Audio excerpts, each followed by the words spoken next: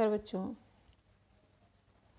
बच्चों आज हम भूगोल में पार्ट 4 वायु प्रक्रिया भाग 2 में समुद्री लहरों का कार्य और भूरूप के बारे में जानकारी लेंगे। तो चलिए जानते हैं समुद्री लहरें जो हैं वह कौन कौन से कार्य करती हैं और उनसे कौन कौन से भूरूपों की निर्मित होती है। तो सबसे पहले हम थोड़ा सा जानेंगे समुद्र के बारे में। समुद्र क्या है? समुद्र या सागर असल में महासागर का वह हिस्सा होता है जो आंशिक रूप से ज़मीन से जुड़ा होता है। बच्चों, अगर कहा जाए तो यह जो महासागर है या सागर है, समुद्र है, महासागर से समुद्र जो होते हैं सागर महासागर से छोटे होते हैं। इसे हम ऐसे भी बोल सकते हैं कि महासागर सागर का एक बड़ा रूप है या सागर महासागर का एक छोटा सा हिस्सा होता है। जो समुद्र या सागर महासागर का वह हिस्सा है जो आंशिक रूप से ज़मीन से जुड़ा होता है।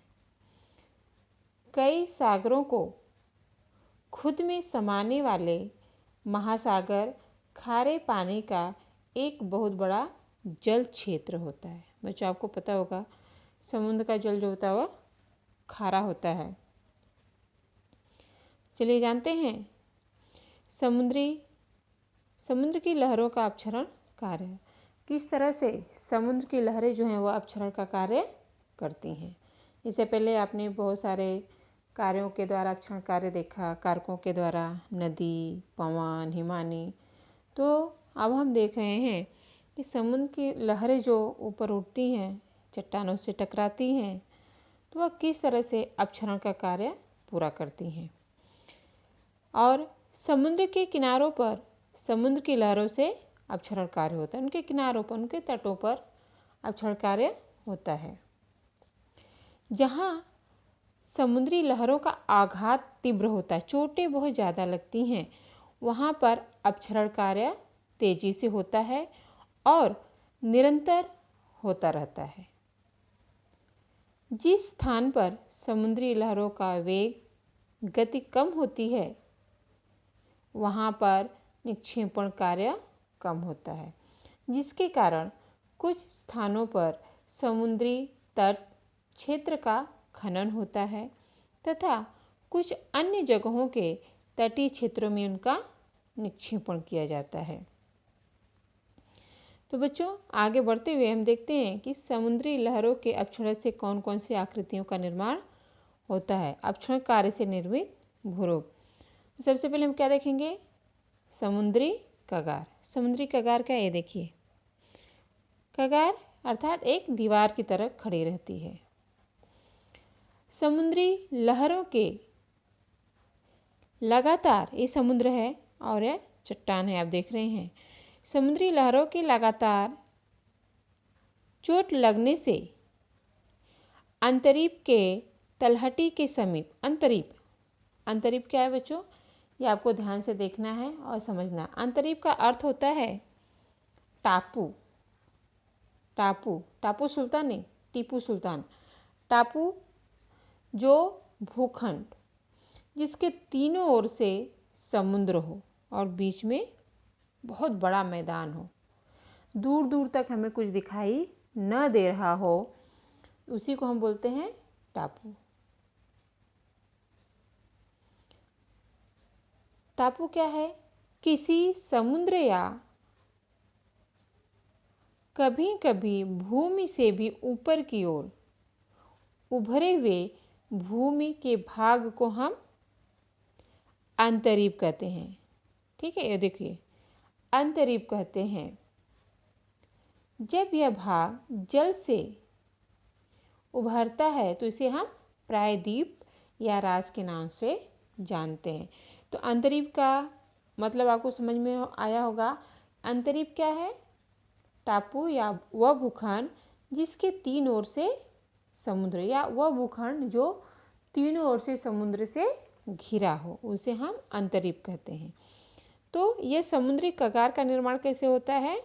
समुद्री लहरों के लगातार चोट लगने से आंतरिक अर्थात टापू के तलहटी के समीप के भाग का छीजन होता है।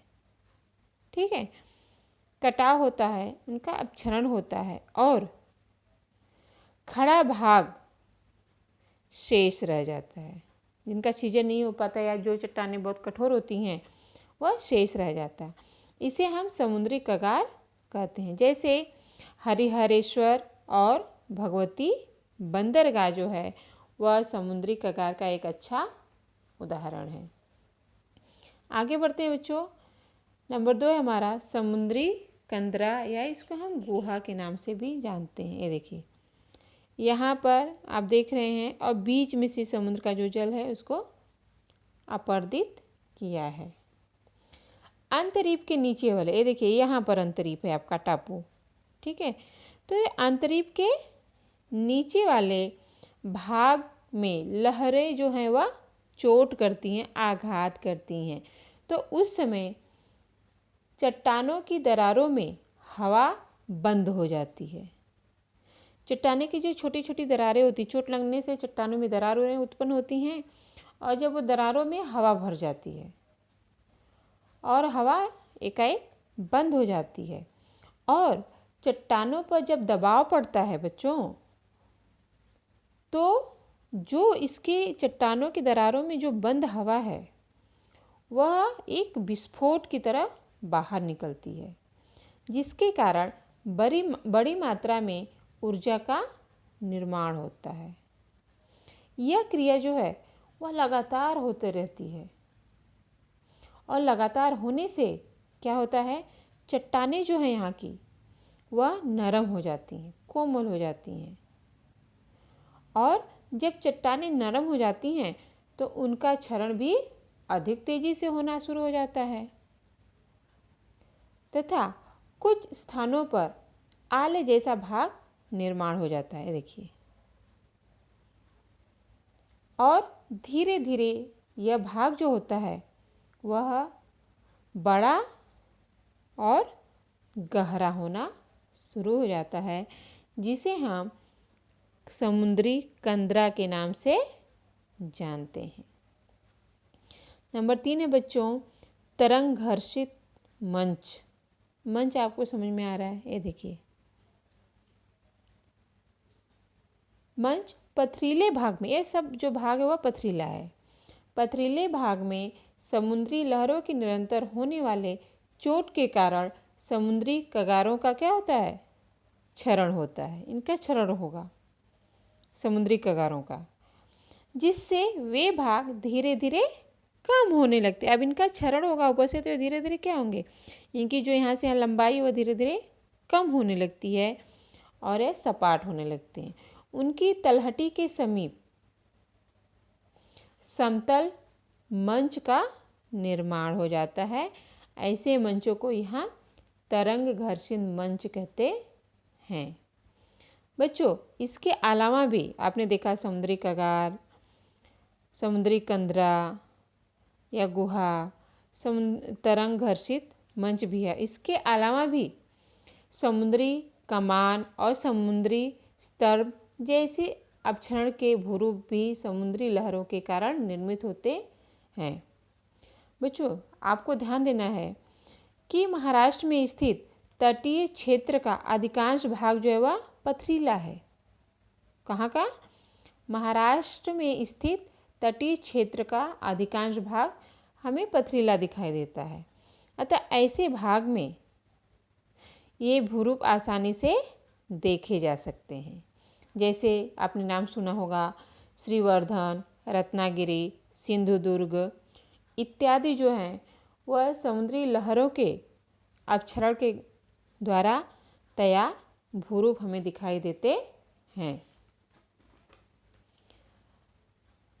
आगे बढ़ते हुए हम देखते हैं कि अब हमने देखा, हम देखिए अभी यहाँ पर हम देख सकते हैं जो आपने आप देखिए समुद्री कगार आपने देखा, समुद्री कंदरा देखा, तरंग घर्षित मंच आपने देखा। उन्हीं का पूरा सेट जो है यहाँ पर आपके पास मौजूद है। आपके किताब में भी होगा, आकृति क्रमांक 4.4 4। समुद्री कंदरा, ये देखिए यह है आपका समुद्री आलेख जैसा दिखाई दे रहा है आपको। ये समुद्री कगार जो मैंने इससे पहले आपको दिखाया था मैंने, ये देखिए ये समुद्री कगार है। समुद्री कंदरा इस तरह से आपको दिखाई दे रहा है। और तरंग घर्षित मंच, ये देखिए यह जो समुद्री कगार हुआ उसकी जब लंबाई धीरे धीरे कम होती गई तो ये इस तरह से सपाट हो गया है, इसे तरंग घर्षित मंच। आप समुद्री कगार, समुद्री कंदरा और तरंग घर्षित मंच के अलावा भी आपको क्या दिखाई दे रहा है, देखिए समुद्र के जल से जो अपक्षरण कार्य हुआ है, समुद्री कमान और समुद्री स्तंभ समझ रहे, खंभे के जैसा, ठीक है। तो अगर हम इन तीनों आकृतियों को मिलाएं तो अगर एक साथ हम इनको रखते हैं तो हमारा जो चित्र है इस तरह से हमें दिखाई देगा, ठीक। अब आगे बढ़ते हैं, देखते हैं कि समुद्र का जो जल है वह निक्षेपण कार्य कैसे करता है, ठीक है। निक्षेपण कार्य चलिए जानते हैं।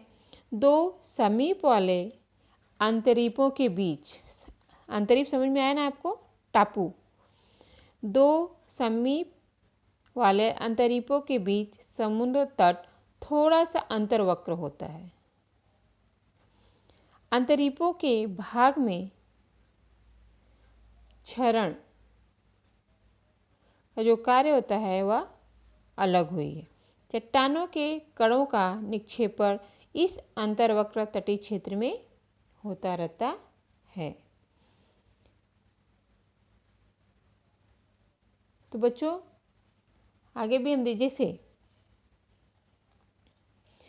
समुद्र के तट पर सागरी लहरों द्वारा, ये समुद्र का तट है, सागरी लहरों के द्वारा अपरदित किए गए जो अवसाद होते हैं उनका क्या होगा, निक्षेपण होगा। समुद्र ने क्या किया, अपर्दन का कार्य तो कर लिया है, अब किसका कार्य होगा, निक्षेपण का कार्य। अब जो अपर्दन किया गया है, जिसको उसने तोड़ा है, समुद्र के लहरों ने जिन चट्टानों को तोड़ा है तो उनके साथ जो भी चूर्ण मलबे आए हैं अब उनको कहीं न कहीं उनको निक्षेपित करेगा। तो यह निक्षेपण होता है।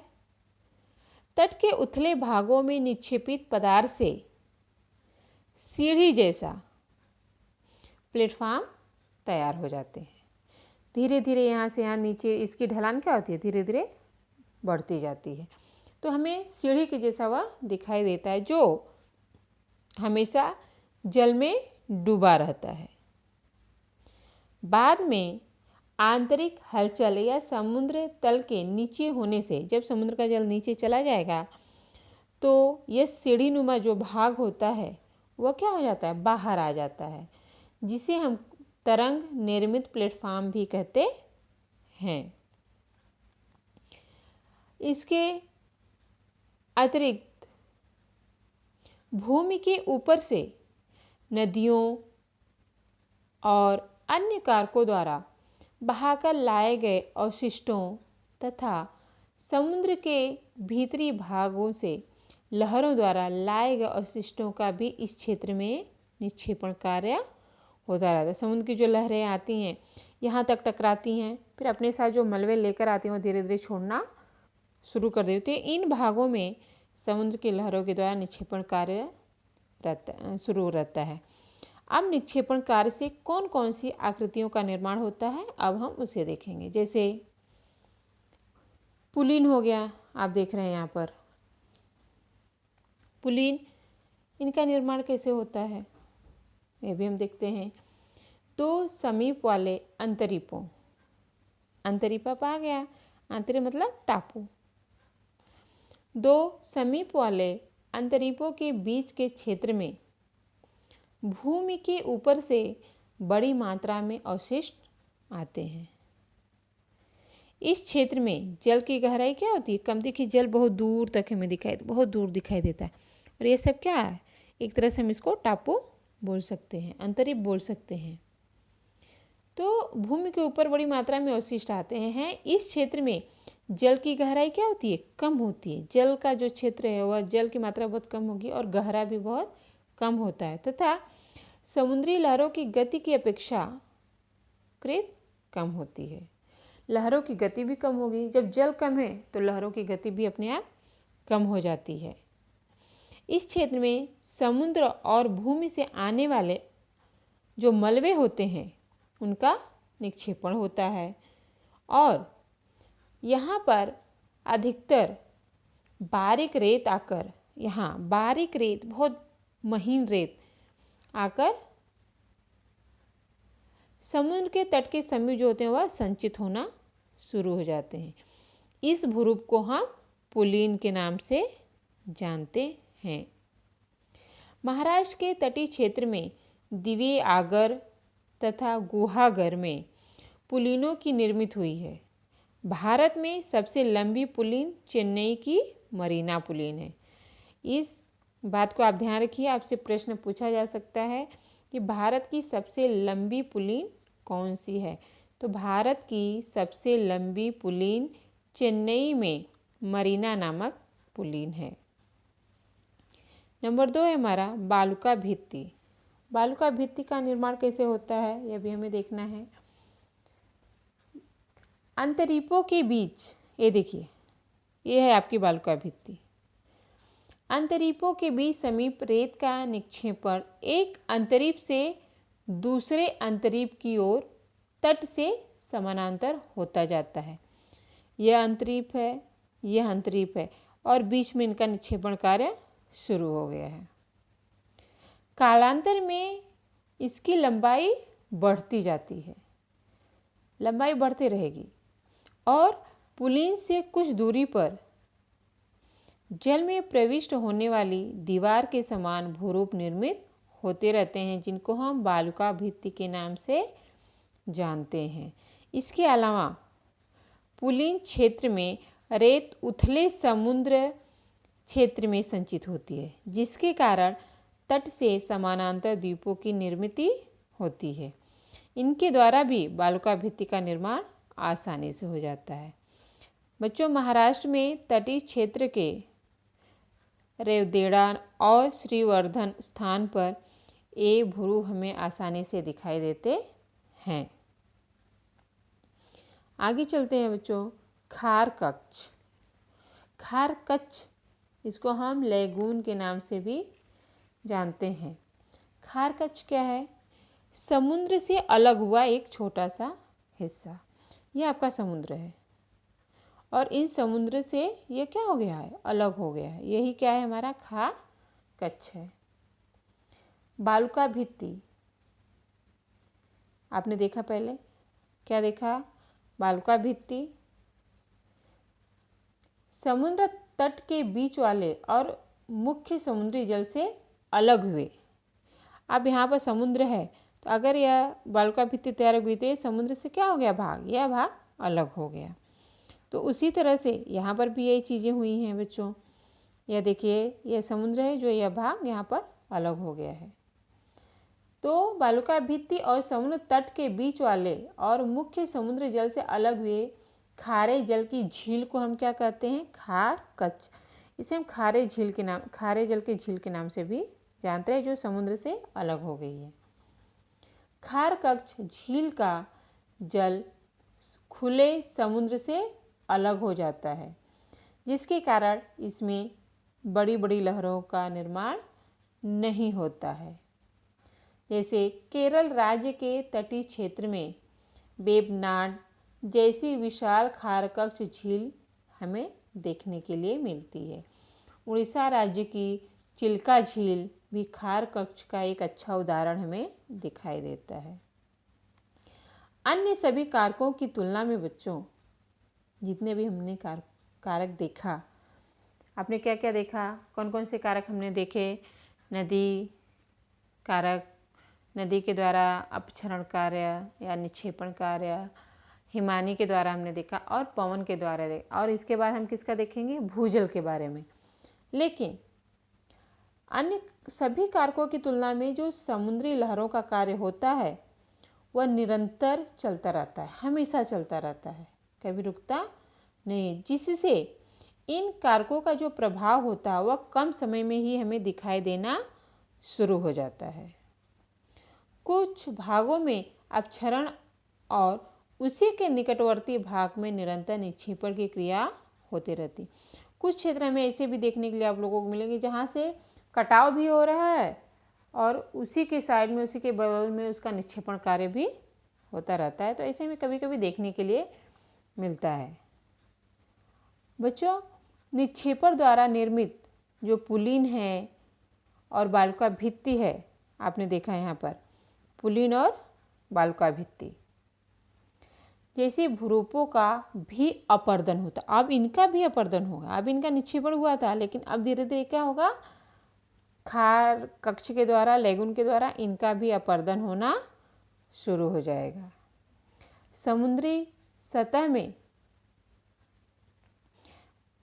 वृद्धि होने से कई स्थानों पर तटीय भाग जल के नीचे समा जाने का खतरा हमें दिखाई देने लगता है, क्योंकि जब पुलिन और बालुका भित्ति का भी अपर्दन कार्य शुरू हो जाता है तो उसके तटों के पास, उसके नज़दीक कुछ स्थान होते हैं जहाँ पर वृद्धि होती है, जहाँ पर लोग रहते हैं घर बनाकर। तो उन भागों का भी ऐसा लगता है कि वह कभी न कभी ऐसी स्थिति आएगी कि वह जल में समा जाएंगे या डूब जाएंगे। तो ये खतरा हमें दिखाई देने लगता है। तो समुद्र तट के क्षेत्र में जनसंख्या घनी होने से तटीय क्षेत्र के प्रबंधन की ओर अधिक ध्यान देना हमें आवश्यक होता है कि जिन स्थान पर पुलिन और बालुका भित्ति का भी अपर्दन कार्य हो रहा है, अगर वहाँ पर उसके तट पर अगर जनसंख्या घनी है तो उस क्षेत्र के प्रबंधन जो देख रेख कर रहा है उसकी ओर हमें अधिक से अधिक ध्यान देने की आवश्यकता होती है, क्योंकि कभी ऐसा भी हो सकता है कि वह जो क्षेत्र है वह समुद्री लहरों के निक्षेपण अपर्दन के कारण उसका भी अपर्दन हो सकता है और वहाँ के रहने वाले लोगों का नुकसान हो सकता है। तो बच्चों इसे ध्यान से देखिए, सुनिए और समझिए, और जो भी आपको पूछना है आप पूछ सकते हैं, बता सकते हैं।